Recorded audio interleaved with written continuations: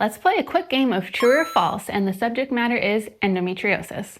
True or false, there's an increasing incidence of endometriosis. Answer is false. There's no evidence that really suggests that there's an increasing amount of endometriosis. Now, there's one theory that surgeons are getting better at identifying endometriosis on laparoscopy and finding areas of it and getting biopsies of it, but there's nothing that suggests that it's actually increasing in incidence. True or false, family history of a relative with endometriosis increases someone's risk of having endometriosis. That one is true. There's a 7 to 10-fold increase in endometriosis prevalence in someone who has a first-degree relative who has endometriosis. There's also a significant correlation in twin studies of monozygotic twins both having endometriosis. True or false, endometriosis can be anywhere in the body. That one is true, which is interesting. So we think of it generally being in the pelvis and the abdomen, but it can be most anywhere in the body. And although the majority of the time we do see it in the pelvis, we see it on the peritoneum, it can get into the bladder, it can get into the bowel, it can be up in the thorax. I've heard of it being in the eye. And what can be interesting is during a patient like that, when they're